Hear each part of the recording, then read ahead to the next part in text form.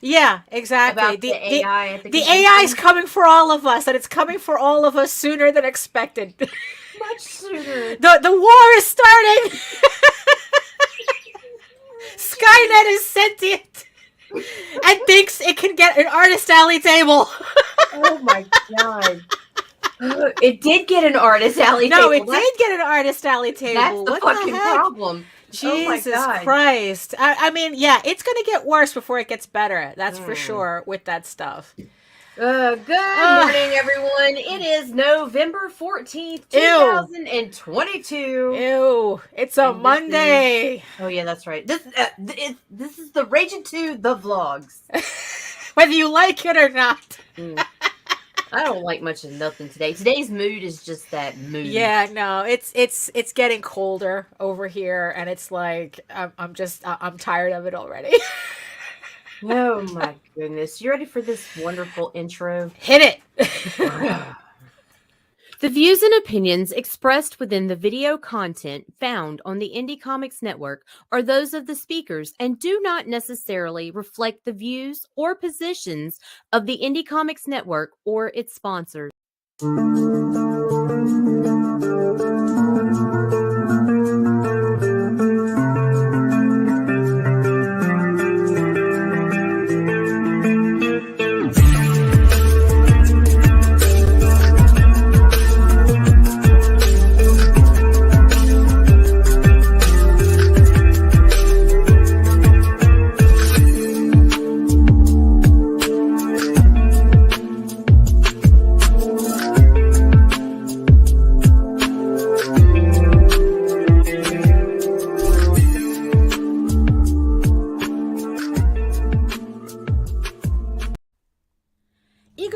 Returns to Kickstarter in issue 5 of this breakout full-color series. It's a mature audience telling of the classic hero's journey with a soap opera twist, featuring character relationship-centered stories in a fantasy setting with unicorns, elves, dragons, and furries. In issue 5, Eagle Raven competes on the tournament circuit, but finds the road to knighthood paved with resentment, jealousy, and a growing obsession threatening to derail her hard work, which only worsens when the Dragon Lords find out what she's up to and sends a familiar face to bring her back. So check out Eagle Raven, Heir of the First Unicorn, issue 5 on Kickstarter today. It is difficult to write these words, but I must for my own sake. I have done, seen, and been part of many things in my life.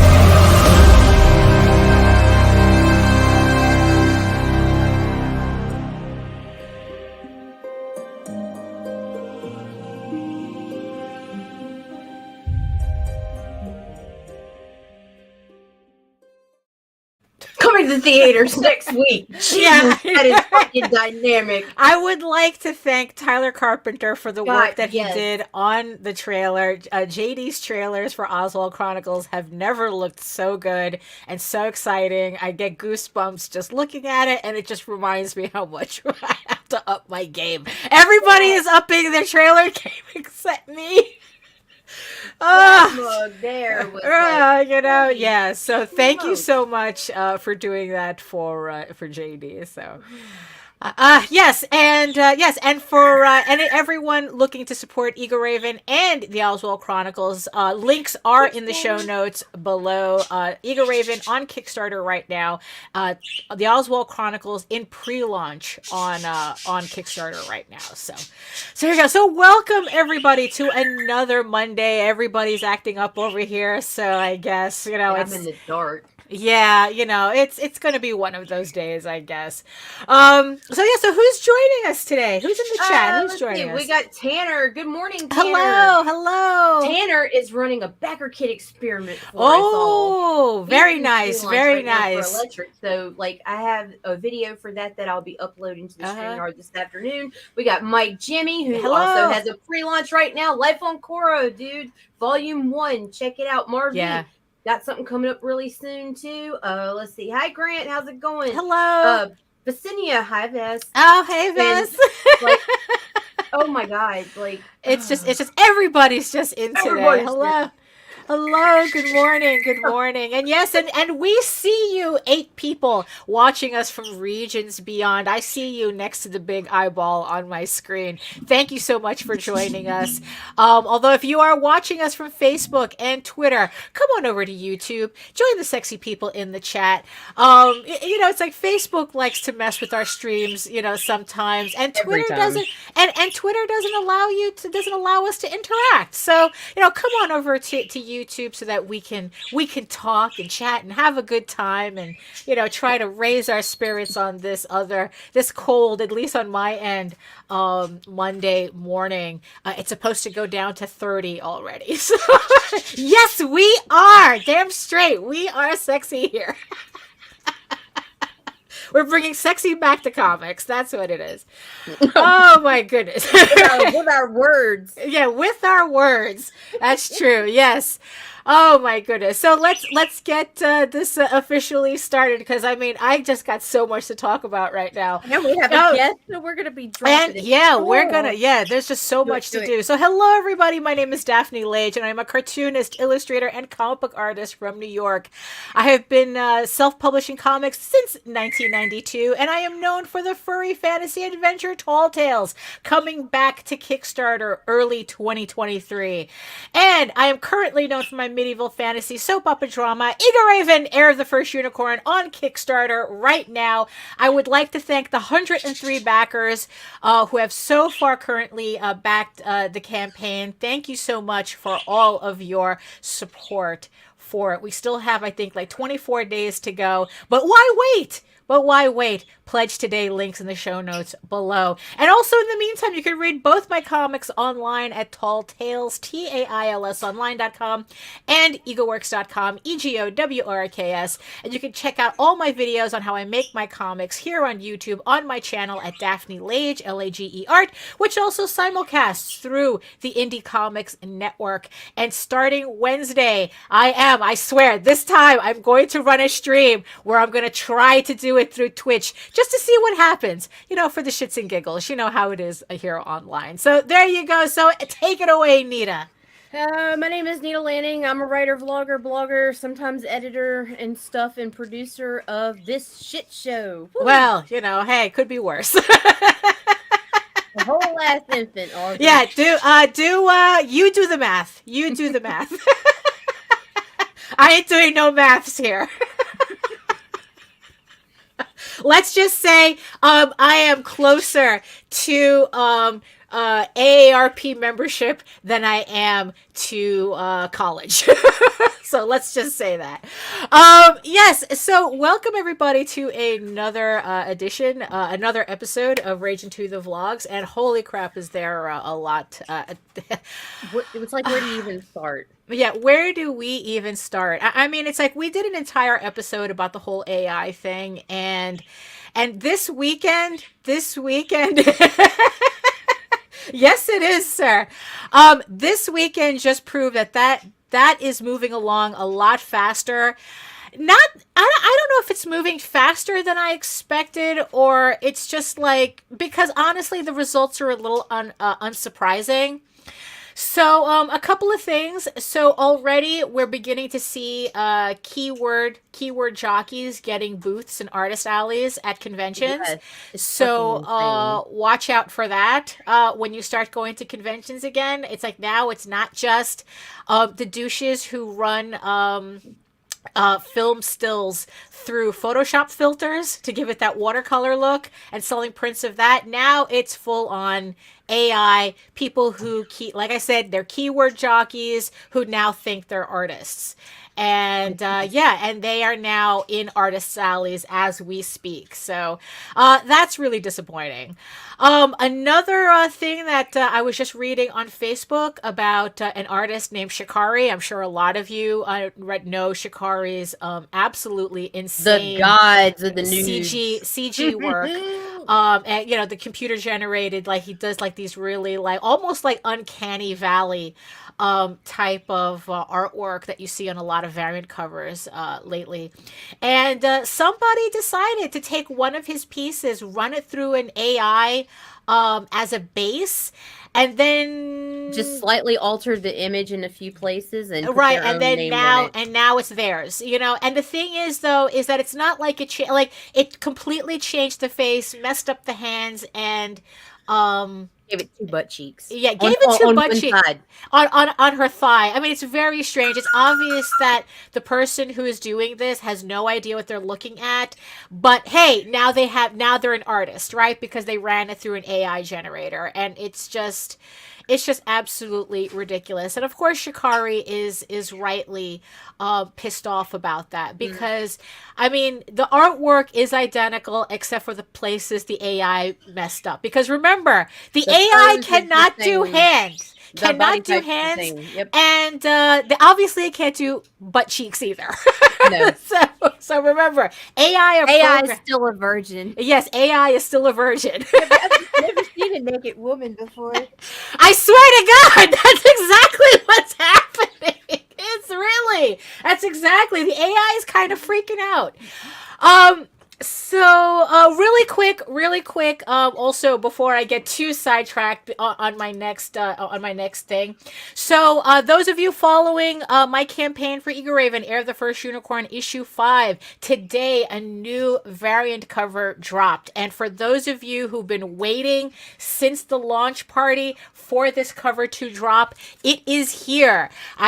I officially listed the lilac wood nude cover variant on the Kickstarter, on the campaign. So it is now available in 2 delicious flavors, in regular and the virgin, or as Nita likes to call it, the not so virgin cover. They're both available as a set, as a level, or you can get them individually as add-ons. So if you pledged already and you want to add either of these to your campaign, they are available right now on the campaign. And I'm telling you, I am just incredibly chuffed with these covers. Yes, they will be uncensored when you get them. I just have to do this for YouTube. So yes, I am incredibly chuffed with these covers. I absolutely love it. I mean, if I do say so myself. So yes, so it's on the campaign right now as we speak. They will be limited to pledges only. I'm not going to have anything afterwards for sale separately. Maybe if I have a couple of extra, I'm going to use them for promotion or whatnot, but not for actually on sale. So if you want these covers, you have to pick them up on the campaign. You're sitting there holding up the censored version. It's like, well, they have to peek. They have, you know, it's like they have to squint to see the one that you have in the background. You know. So, so the thing is also on that note, on our last AI travesty. So for those of you who don't know, DeviantArt decided to throw their hat in the ring. So Twitter is having an entire Elon Musk meltdown, and DeviantArt decided to say, hold my beer. So here's what happened, the long and the short of it. DeviantArt decided that it's going to enter into the AI generator ring. And the problem is that it did it without telling anybody. So what happened was that they licensed an AI generator from another company, from a third party. I don't remember what the name of the company is, but honestly, it doesn't matter. And what they did in the interim, while they were building up this machine, they were using their user base on DeviantArt. If you have an account on DeviantArt, your artwork may have already been put into this AI for training. So then the other day, I think it was like on Saturday, either Friday or Saturday, they unveiled their AI to the public. And needless to say, everybody freaked the fuck out over it. I mean, it's like, look, it's not like it's been a secret as to how artists felt about AI generated art, and DeviantArt pulling this is such an example of bro not reading the room. Bro Right. does not know how to read the room, you know? And then on top of that, they made opting out an option, not the default. The default that they had on their AI was that you were automatically giving DeviantArt permission to use And you your have to artwork. opt out on each individual Right. post. So right now it's like, so after the incredible backlash that they received, me included, they decided, it's like, hey there, come over to YouTube, and yes, absolutely, Visenia, that's what I spent the weekend doing. Almost every artist I know. I canceled my I canceled my my core membership, and I cleaned out my my account. Now here's the thing, if you have an account on DeviantArt, you have to delete your images first, Yes, before don't just delete the canceling your account. Deleting the account does not purge your artwork from the system. You have to delete every one of your pieces. Now here's the thing though, after the backlash they said that it's like, oh, okay, now the default is you have to opt into the system. Here's the catch though. You're opting in to continue training the AI. Your artwork has already been used to train the AI. The permission is just to allow them to continue training the AI on your work. So either if you opt in or opt out, your artwork is getting fed into the machine. And here's the thing, if you just opt out, that's only for third party bots or whatever to take your artwork, not the AI that DeviantArt is using, which already is a third party, platform that they're using. Yeah, and it's like, so it's like, you know what? I haven't used DeviantArt in a while. It's just like a gallery that's just been sitting there. But this weekend, I spent the entire way too much time scrubbing my artwork from whatever gallery that I could remember I had. So DeviantArt I no longer have, and now everything reroutes to my website. I removed everything from Weasel. Again, it reroutes everything to my website. Fur Affinity, I still keeping my Fur Affinity account. That's the only place where you can see the uncensored House of Bob images. The link is still on my website. So that's really the only account that I'm maintaining, and even then I haven't really maintained that account in a while. So but if you want to see the uncensored House of Bob images, it is on the Fur Affinity site, which you have to log in. We have to register and log in to be able to see it. So in the end, that's the real reason why I kept it, because Fur Affinity has been around for decades. So I have more faith in Fur Affinity hanging around than I do with, obviously I couldn't put any faith in DeviantArt either. And Weasel was just one of it's another furry account, and it's like, you know what, I really do have to consolidate how many accounts that You want the long answer or short?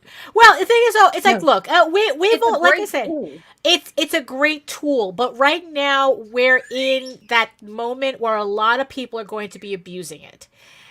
So right. that's the thing. And it's like, you know what, look, just because I think that ultimately it's going to be a great tool for us doesn't mean that I have to help sharpen the guillotine. Okay? So that's that. Like I said, we did an entire episode on that. You can find it in our I'll put it in the right, yeah, whatever they call it. You can find, you can look at the older in our library on YouTube. So what I was doing was I started moving everything onto my website, because in the end, I mean, and this kind of dovetails into a conversation that we sorely owe Joe D. McPhee, and I was even asked about this, by John Celestri as well. So I go, oh, we finally have to talk about this. And here's the thing. So now it's like that we're consolidating where people can find our artwork and trying, how do we get people back onto our websites and following our websites, right? I mean, it's like, are we going to go back to the 2000? Are we going, hey, Joe? I mean, it's like, are we going to go back to like 2000s where it's like we had like web rings and stuff, you know, where it's like we all had little links on the bottom of our pages, you know, and it's like our little GeoCity pages, and it's like, you know, oh, follow this web ring, you know, the artist's web ring. You know, if I am absolutely dating myself, that's exactly what I'm doing. Yeah, I don't even know what that is. Yeah, it was just crazy. You know, it's like it was the Wild West, but at least we didn't have to put up with this, and people were actually coming to our websites. You know, so now it's just trying to come up with this whole thing as like, okay, how do we bring people to our websites? How do we have people follow our individual websites instead of going to kind of like an Amazon of artwork?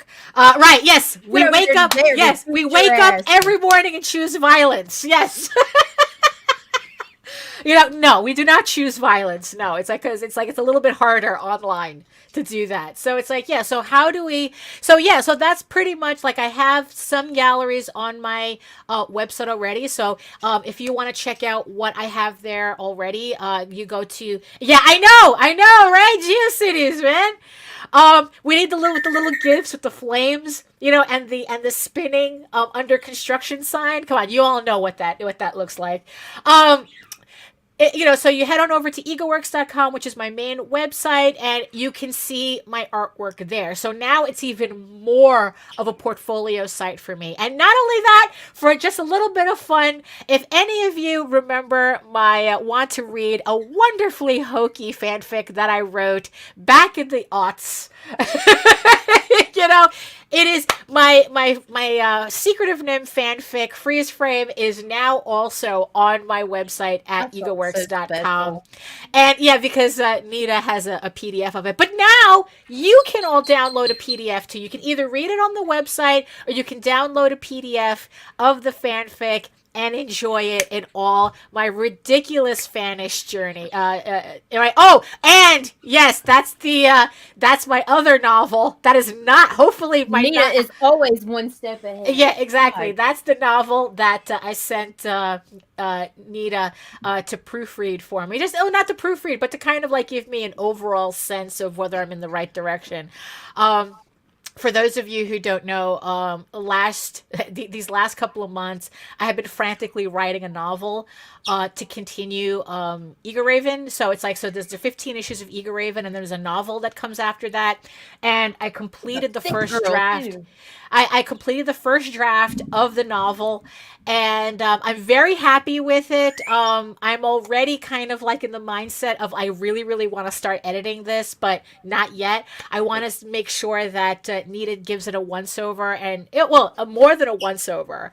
And just kind of like, it's like, okay, it's like, are we going in the right direction, you know, and whatnot? Because then it's like, after she's done with it, then I'm going to make my initial edits, and then I'm going to give that version to JD to look over, and that's the one that it's like, but not really. It's like this.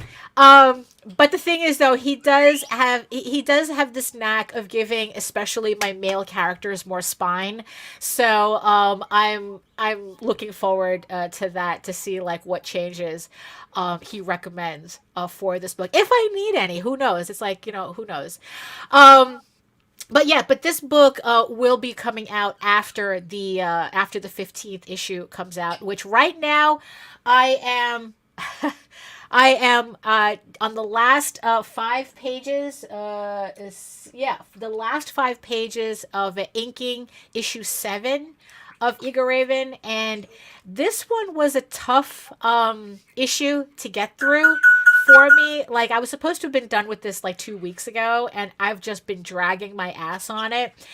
And hopefully these last 5 pages will go a little bit faster, because this is the issue where I pull a Game of Thrones. And I had a really, really hard time with it. I had a really hard time with it when I was penciling out. I had a hard time with it. And I think that that's the reason why I had a hard time getting through it. Inking it, because it's like, yes.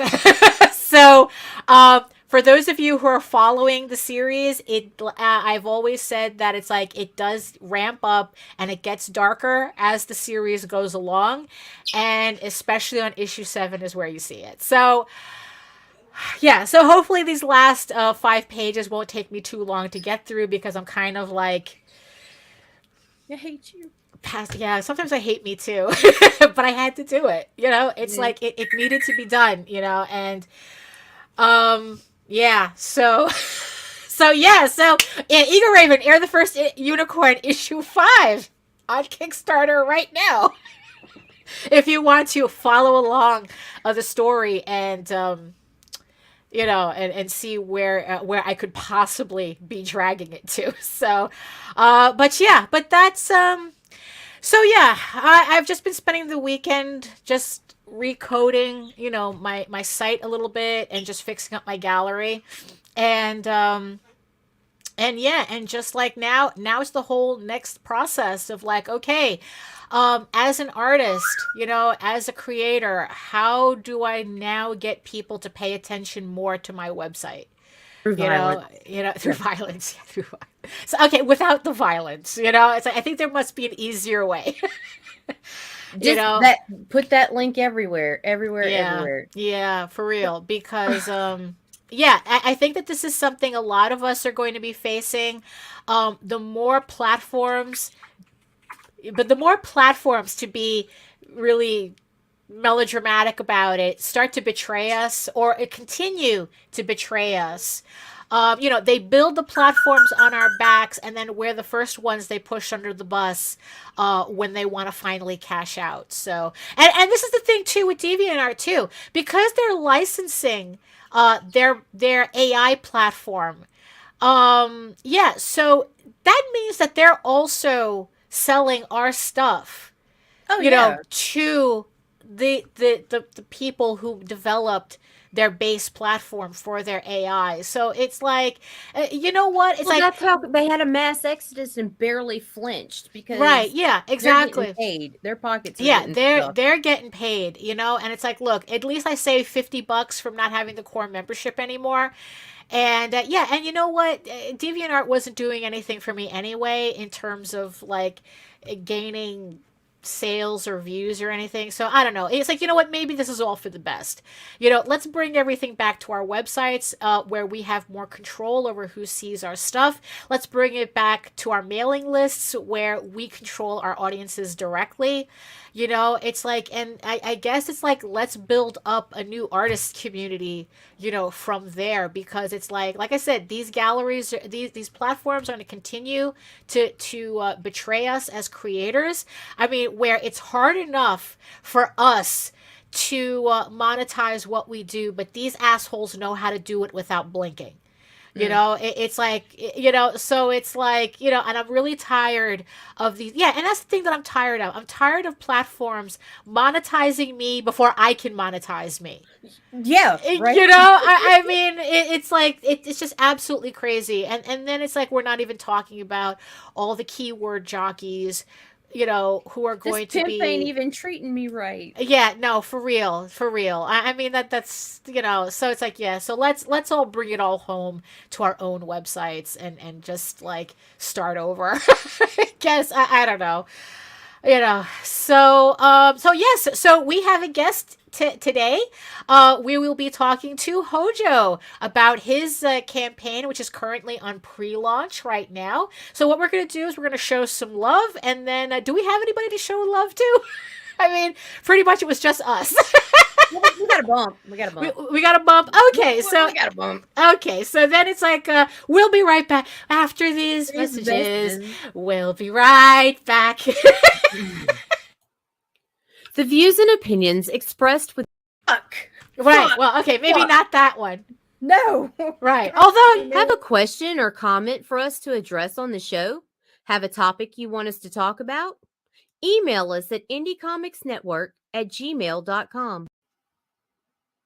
Want your comics to arrive in pristine condition? Head over to GeminiComicSupply.com and save 10% on your next Gemini mailer order or anything in the Gemini Comic Supply store. Use coupon code RAGIN10. That's RAGIN 10.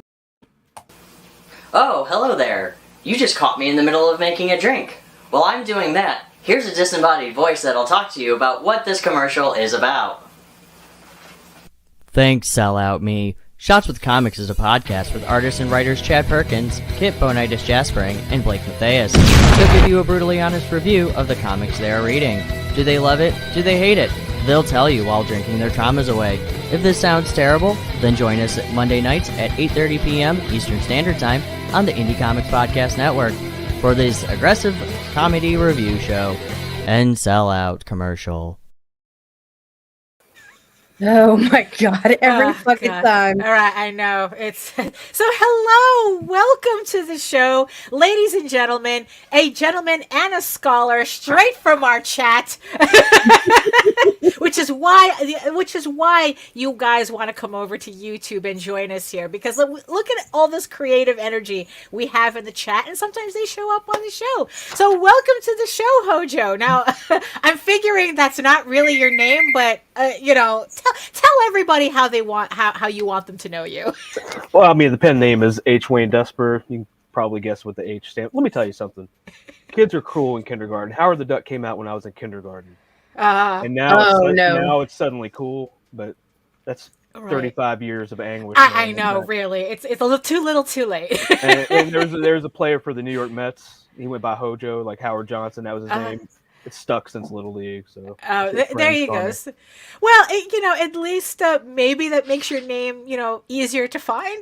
It is. It's easy to find me on Twitter. Oh, there you go. So you can find Hojo on Twitter. So welcome to the show, and give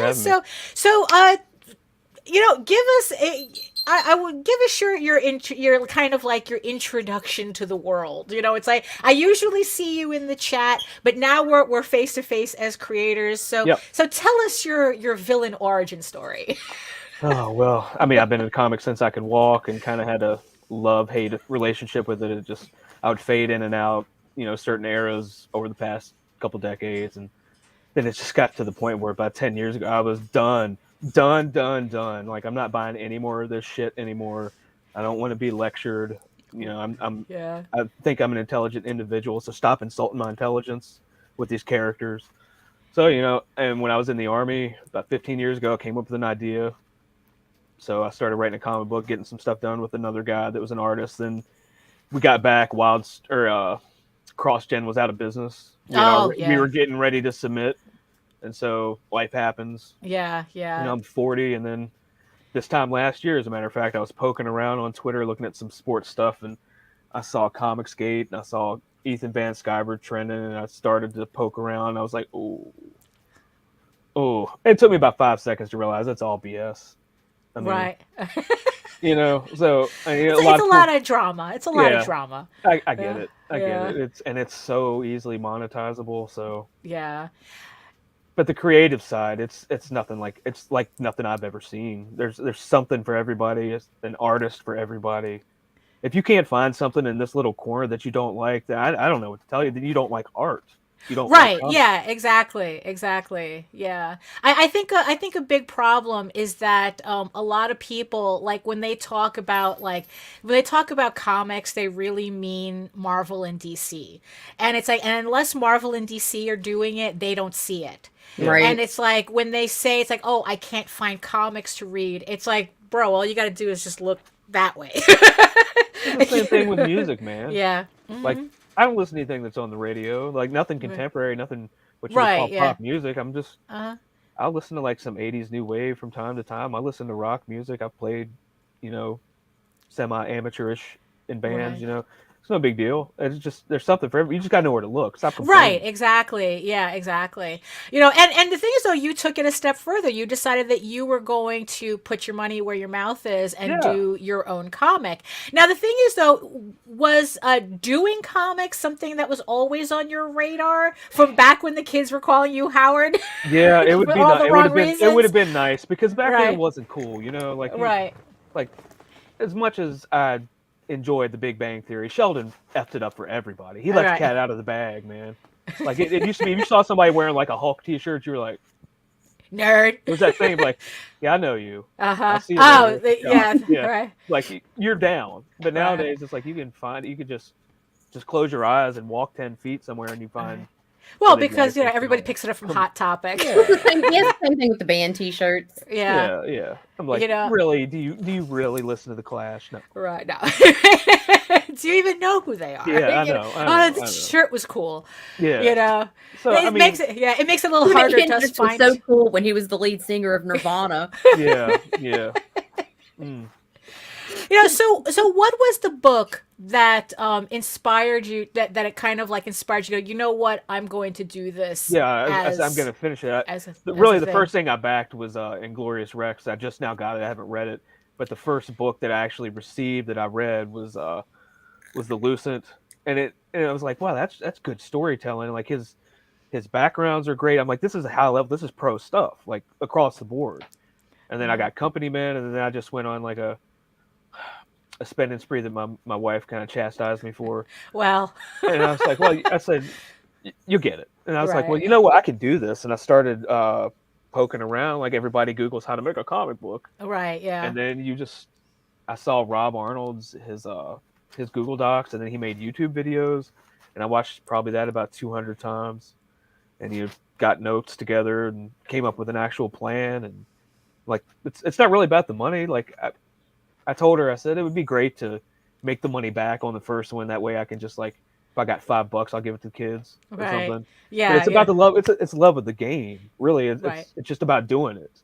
Yeah, no, absolutely. I mean, it's like, I think that, I always like to say there are easier ways to make money than get into comics. So you, what part of the creative process are you? I mean, it's like, only because I probably missed it somewhere. Right. It's like I'm the writer. You're the writer. And I came up with all the concepts. I drew character sketches and passed that off to another guy. Okay. So you kind of doodle. Yeah. I mean, I can do pinups. I'm just. Right. Oh, okay. Mm-hmm. I could do something like that. Like, I mean, I didn't go to art school, but I was not that it matters. I was in like the Art Honor Society in high school. And I mean, like I wanted to be an artist. I just, at some point you realize like, it ain't it. Dude, some of the best never sat in a classroom daily. Right. No, that's true. I think that art school is overrated. I know. I completely My kid's agree. putting out phenomenal covers and she won't take a lesson to save her life. She's YouTube taught. And then like, I just gave up on it. Like it's a skill, man. It's like a foreign language, really. Yeah. Yes. If you don't, if you don't keep at it, you ain't gonna have it. Like there's guitar licks and drum, beats that I could have done 20 years ago. Smoke 2 joints and then just go in there. Yeah. Now I would just be like, Now you're just mellow and just want Cheetos. Yeah, but there's nothing coming on the paper. Yeah. Like I can't do it anymore. I mean. Just can't. So I mean, I always wrote. I used to love writing like fan fiction when I was a kid. Right. Like sequels to. I would make the story better. Like if I yeah, didn't like a movie or something, I'd be like, well, this is what you did wrong. Creative writing classes, stuff like that. Mm-hmm. I mean, that's always kind of like, it's like, especially, like people kind of like poo-pooing fan art and fan fiction. And it's like, no, that's just another aspect of training yourself. Yeah. And it's just of exploring ideas and whatnot. I mean, it's like I was just talking about a fanfic that I wrote that's on my website now. Yeah. And, I wrote that in around like, I wrote that like back in 2000, and there's a lot of elements in that story that I'm now kind of like recycling, like just retooling for my original stuff. So, I mean, it's like everything's a learning experience, a learning process. And in your analogy about it's like learning a language is very, very adept. It's very accurate. And okay, so you do pinups and stuff and whatnot. Do you feel that being a writer / artist No, I wouldn't helps say / artist. I would Oh never no! say Oh, / okay. artist. I would just say writer. Oh, okay. Yeah, But it's like, it's like, so but how I do know good art when I see it, and I do know That's when somebody right. like the artist I picked out. As soon as I saw it, I was like, "That's it." Right. That That's you it. have, like, you feel like that helps you with finding, and the thing is, so how you okay, so you decided you were going to do this comic, you wrote this story, you're looking for people. Now, what was that process like? Tedious. I mean, you start at the beginning, like you scroll through Fiverr, and it's, some things don't jive right. And then I went into an alternative comics forum, and I saw a guy there that was doing some werewolf stuff. I'm like, oh, well, I have the horror book, and I started talking to him, and that's when he got these concept designs. And he wasn't what I wanted for sequentials, Right? Like at all. Like, so he was good with concepts, got those. He actually sent me the originals, so nice on that. And then I found this guy, like I was scrolling through Twitter one time and just like hashtag comics and all this stuff. And this guy named Thomas Tikas from Greece popped up. And as soon as I saw it, I was like, it's like, like, I mean, Like, at least everything for me, comes together. this is my first time. Let's so, like, make I know. babies together. Yeah. And then I ran it by him, and like, it's got a mythological element. Yeah. Yeah. And so he's from Greece. He was like, yeah, because I came up with all this stuff like 15 years ago. I mean, I've refined and tweaked a few things. Like I came up with the ending first. Right. Like, oh, that would be great. And then you got the beginning, and now it's just getting there. So I wrote all these story beats, and so now like I'm going through and fleshing them out, and like, well, this didn't work, and then an idea will hit me, and I'm just like, I'll write it. I write everything down on a notebook with blue ink, and then I transcribe it, and then fix it then. That's like my first edit. Now, what kind of genres are you into? Before we bring your pre-launch page up and talk a little bit more specifically, like what kind of genres in doing comics or stories in general are you attracted to? See, really the only one. I mean, you grow up I was a big Hulk fan. I love all that. I love Peter David, the way he constructs like a team, and like his X Factor run. He gave everybody I could read the word balloon. I didn't even need the art, and I could tell you who said that. Right. Just being able to flesh it out like that. Yeah. But I do like, I liked Sandman. I like a lot of the Vertigo line. Everybody, I guess I'll jump on the wagon, like Alan Moore on Swamp Thing, Grant Morrison's Invisibles, and I have an eclectic taste. I don't really discount anything. Like, right. It's just so is this your first book that you're doing? Yep. Or yep. So this is why my don't first you book, but so why don't you bring that up? So it's the Mythicals #1, and it is on Indiegogo. The link is going to be in the show notes for everybody who wants to join the pre-launch page. And so tell us about it. Tell us about what made you decide that this was going to be the first book. This was going to be the book that you're going to do. Well, this is the story. Like, this is one of 13. I already have them all. I have 5 scripts done. All 13 issues all the way through is plotted and done. Like, as far as I'm concerned, this is already kind of on a shelf in my mind. I'm going to go back to it eventually. But, I just had this idea, and I was like, man. And then I was in the shower one day, and, like, I saw that right there. I had a nightmare about that dude down there at the bottom. And then I was like, all right, well, just like my hand started writing, and like I couldn't stop it. It just poured out, and I'm like, all right, this is it. And then after that, I started telling people about this, and Luke Stone, he's got a public domain anthology, and he was like, well, it's a six-page script or whatever. You take a public domain character, do whatever you want. So I did Korak, Son of Tarzan, wrote it in probably 3 hours, 6 pages, done. I mean, just it flew out. And he was like, oh, I love it. And so that'll probably be out before this gets printed, maybe before my campaign starts. Right. But that was kind of like to get my foot in the door so people know that, like, well, this guy actually kind of knows what he's doing. But they're 2 totally different stories, like, whatsoever. Just very different thematically. Completely. So, that's like a pulp, like a kind of like The Old Man, that show that came out with Jeff Bridges not too long ago. Right. Kind of like Old Man Korak is basically what it is. Right. And then, so tell us about the Mythicals. Well, it's a supernatural action mystery. It's set around Level M, which is a government task force comprised of creatures from myth and legend. That's so it's 13 issues, right? 24 So page floppies. 24 page. Okay. Now here's the thing, because it's like, usually when I interview creators, when I talk to creators, it's like they kind of go either one or two directions. They either go, oh, it's only like a one shot, or maybe it's 2 or 3 issues at most, or it's like, oh, this is a 60 issue series. Yeah. It's like they either go for one or the other, right? So the fact that that's 13. Yep.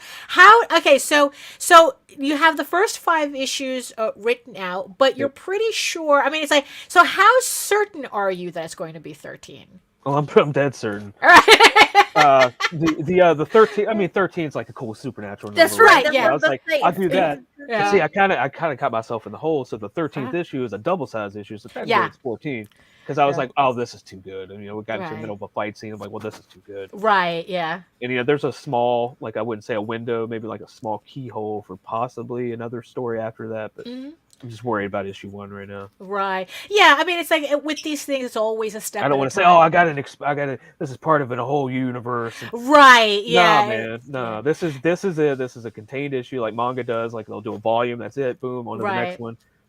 That's it. Like I do have a fantasy story, a graphic or a short story I want to turn into a graphic novel. Right. But that we'll just worry about this now. But like right now, the floodgates are all open. Like it's creation 10. I mean, it's in the 24/7 blood when I'm now. not with my kids. Yeah. Right. Yeah. I can't stop it now. And now here's the thing too with 13 issues, because I was just talking. Well, I was talking. It was on Twitter. I was retweeting something that someone had brought up where they were talking about, don't you miss, when comics were kind of like had these overreaching story arcs and you were invested for so long in a story instead of like one shots or whatnot. And the thing is though, is that I kind of had like the opposite thing. Where it's like my series is exactly 15 issues, and but pulling the same thing too, where it's probably I'll have to do like a double size issue, not to add in an issue 16. Yeah. Yep. The thing is though, it's like what I found, especially at conventions or whatnot, is that like people, they see 15 issues, like they start to panic at 4. Yeah. Where it's like, oh, this is too much of a commitment. And it's like, and they don't even bother picking up issue 1 because of that. But it's like, have you noticed anything like that where it's like, 16 issues, that's a lot, or it's like any type of anything that could probably that makes you question whether 13 issues is something that you can sell, I guess. I mean, it's like, not that it's gonna keep you from, but you also have the opposite spectrum, like myself. I want that number. I want something to be invested in, and nowadays you struggle to find a creator that can count past issue 1 and they end on a fucking cliffhanger. So I don't normally like to invest in an issue. Well, I'm definitely not gonna say there are no cliffhangers. Right. Issue 1, there has to be a cliffhanger. But you already have started. You've already got your story lined up for 2, 3, 4, and 5. Right. Yeah. So therefore, we know more is coming. Yeah. But these people that come out and they're like, hey, yeah, and then it ends on, and you're like, look at all this, and then they're like, right, yeah. There's nothing worse than edging. What is the character? Yeah. Well, I mean, it's like, so how are you looking at it doing a 13 issue series? I don't even want to call it a limited series because I said, it's like people don't even make it that long. I know. Like, so how are you keeping, so how are you like, keep it fresh? Well, and also it's like, know for a fact you're going to do 13 issues. And kind of like convince people that you're not going to be a one issue wonder. Like, this is something that we're all fighting, ourselves. Yeah, I understand. Yeah. Because it's the pond is the same size, but there are more fish every day. Yeah. So, I mean, this is an emotional investment with a lot of these characters. Like I said, if you like character development, if you want to see every single character that's introduced over the first 2-3 issues is not what you see by the end, good or bad. Right. Regardless, I mean, you're going to grow with these people, and just let you. I'm not saying trust me, I know what I'm doing, but with these people, I do know what I'm doing. like with these characters, like I know every single backstory. I know how they're going to react to every situation, and sometimes I'm going to make you laugh. I'm going to make you cry, and sometimes it's just going to scare the shit out of you across the board. I mean, it's a journey. I mean, I'm not going to, like, if you don't want to buy the book, that's cool because of that. Right. But you can read the first couple of issues, and it's like a little nugget, like a little mini arc. Like it's not one. Think of it as like a season of television. Always in the first issue, you'll see the big bad, and then at the end, it's the lead up to that. But you can have a monster of the week issue, but it's still building on the former narrative and just constantly going. Right. So, and obviously, not only is the emotional the emotional investment is also in you as well. Like you are emotionally invested, because we hear a lot about, it's like we were saying that it's like, there are easier ways to make money, so it's like, okay, so you have this now. Would you consider it a hobby right now, like at this moment, or it's like you want to build it up to something else? Yeah, it is. It's the hobby, like the guy who plays golf more than he should. It's like, man, if I could just get on the tour, they could just see me, man. I'll leave this shithole job, and all this stuff. I go tell him, like, package yourself.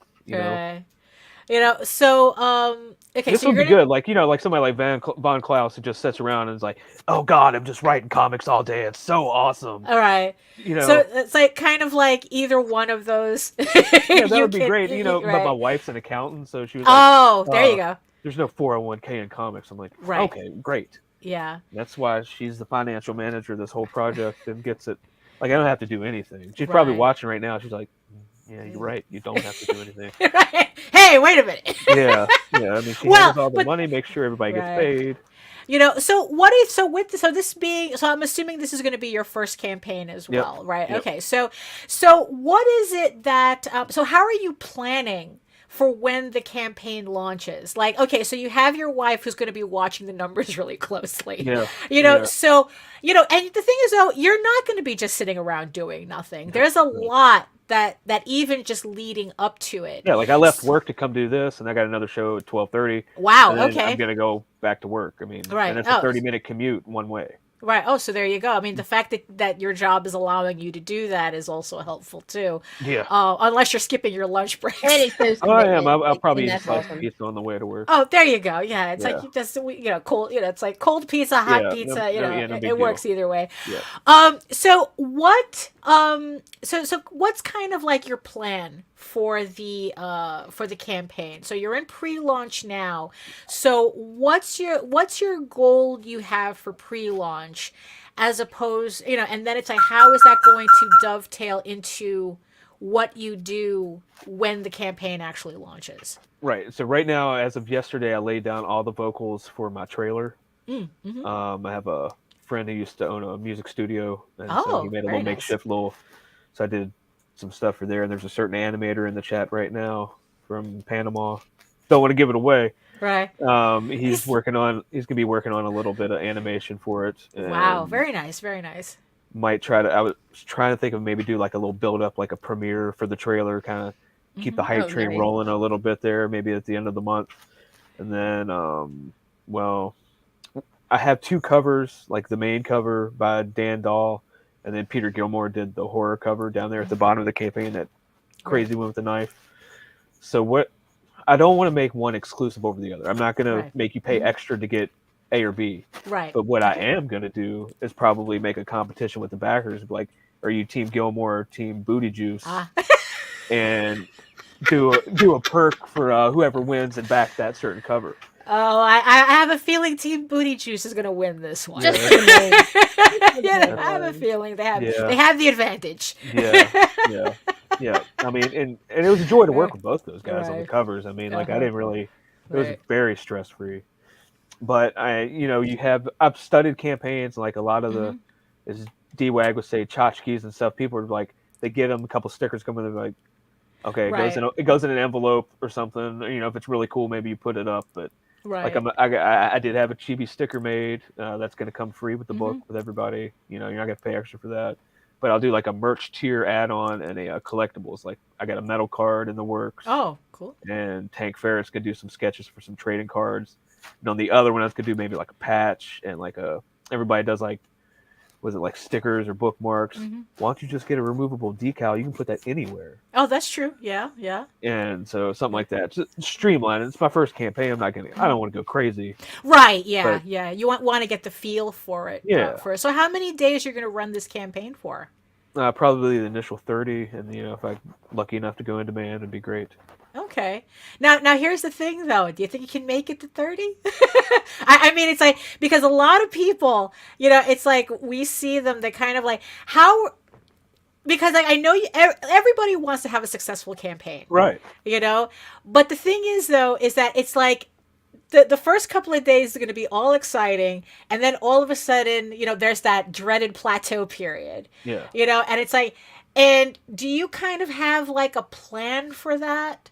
To kind of like help mentally, because we've seen a lot of people gas out on the 5th Yeah, day. like that's the worst thing you can do. Right. Yeah. Like, so is this something that you're also planning for? Well, I've been fasting, Daphne. You've betrayed it. No, yeah. I've got the Rocky IV soundtrack loaded up. No, I mean, like I said, I was in the Army for 6 years. I did some crazy shit. Right. And I'm married, and I got 2 kids. One's 4.5 and one's 18 months. So, yeah, a lot of sleepless nights and a lot of I got it. I mean, you just got to keep streaming and chilling and really just keep people updated. Let them know. Yeah, absolutely. That's what it is. Just don't like 2 weeks and be like, and then said, oh, we're X amount away. Really need your help, and then you just send it, and that's it. You don't do anything for another couple of days. Right. Yeah. That doesn't work. I've seen. No. I saw one guy. I'm not gonna mention his name. Like that last day, he was sweating tacks, man. I could feel it through the tweets because leading up to that, it was like every hour on the hour. I'm like, well, dude, you have your own YouTube channel. Why weren't you doing anything? Where were you? Right. Yeah. Because I'm in all these streams. I didn't see you until well, guess what? 48 hours. We got to do a closeout. Let's marshal the troops. Man, screw that, dude. Every day. Every day. Because like as a backer or whatever, as a fan, all I wanted was for like somebody like Chris Claremont to even answer me or to say, oh yeah, we're doing great. Wait till you see this next panel we're working on. Look at this page. I'd have been like, oh, that's all he wants. I mean, because they just want to be part of the process. Right. Yeah. So when you were watching all of these other campaigns, like what's something that you're actually what's I guess like something that you're learning from these campaigns you're studying that you're like excited to implement to see if it works? Is there something that it's like, okay, it's like, like I said, that competition between Gilmore and okay, Paul, like right. That in particular, like I don't know what I'm going to give away. I already have an idea because it's popular now, but it might not be popular in 3 or 4 months. So. Oh, okay. So that's right. Yeah, I mean, I got the newsletter going. I'm trying to grow that as much as I can. Push that's good. Because that's that good. Never really goes away. Yeah. No, definitely. And, I've never been to a comic convention in my life. Like it's always been like like I was going to go to San Diego Comic-Con when they announced the year they announced Superman versus Batman. But back then I didn't know. Right. So I was like, man, there's so many around here. Like that really, this face to face is there's no replacement for it.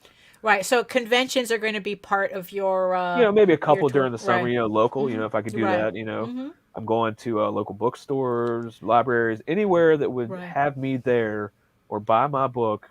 I'll go there. Like you gotta, like it's work. That's what I'd say. It's work. Yeah. Put in the work.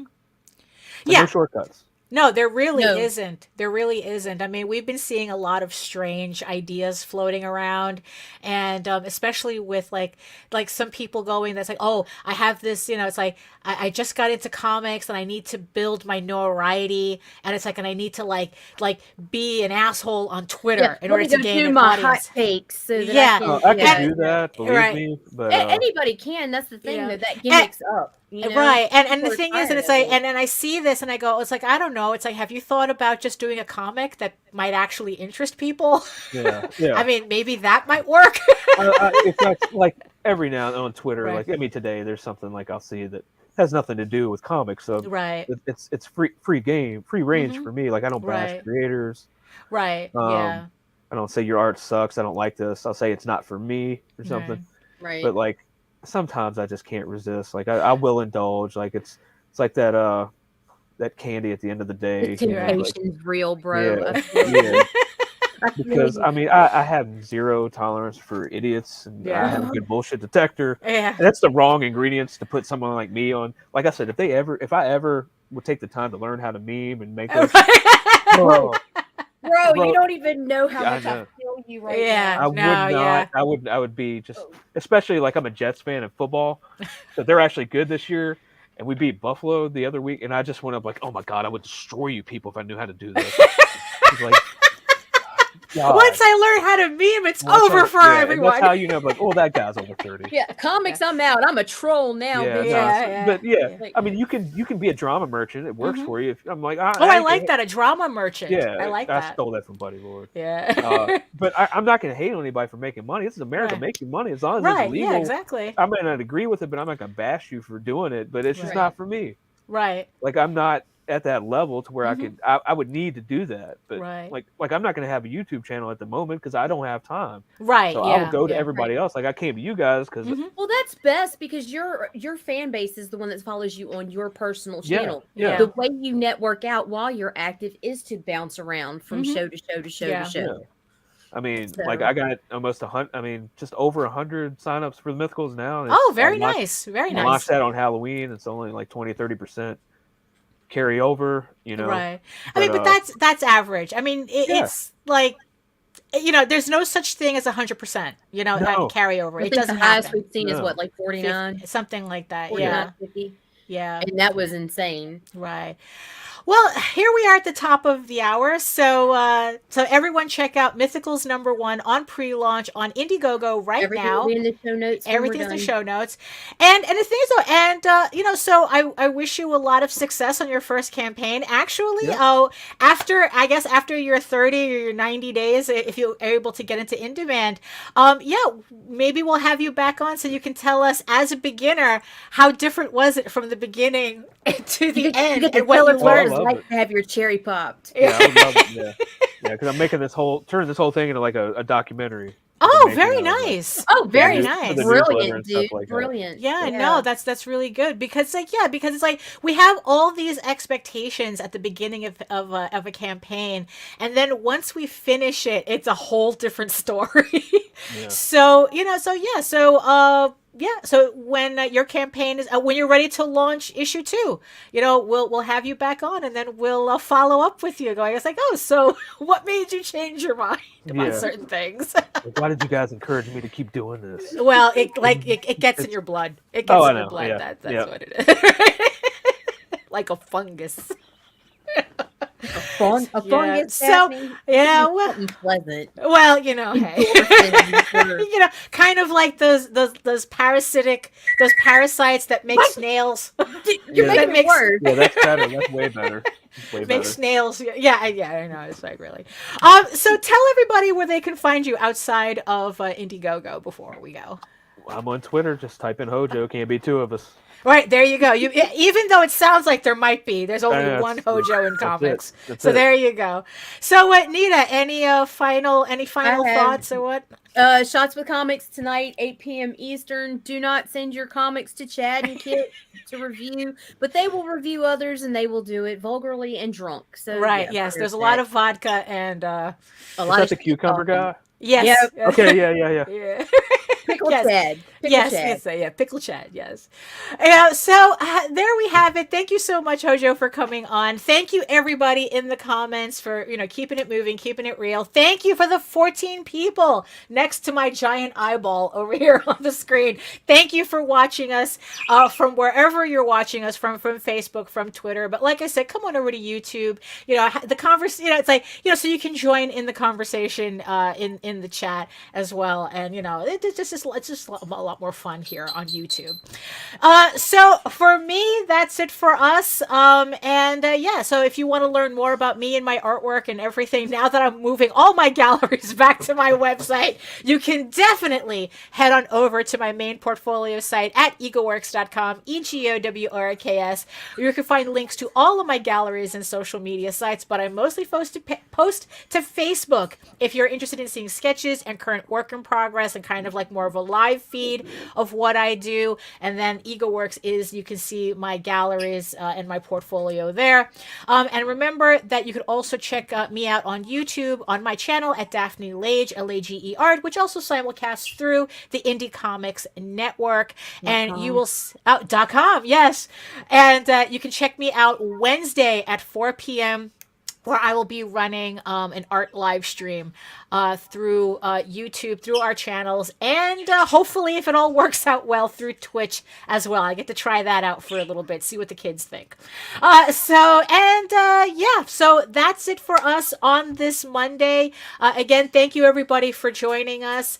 And and all the links to all the campaigns that we mentioned will be in the show notes below, including a link tree that has all of our other creators on the Indie Comics Network as well, that you can keep track of as well. So there we have it. Thank you again. And from the words of the ancients, eat your food, moisturize, mind your business, both literally and figuratively, and do the work, because when you actually do the work, you never have to fake any of your accomplishments. I mean, I don't know what, like I said, I don't know how anybody would want to do this, especially you AI people. I see you. Yeah, I see fuck you guys. We're watching you. So see you later. Yeah, I know, really. See you later. We're out.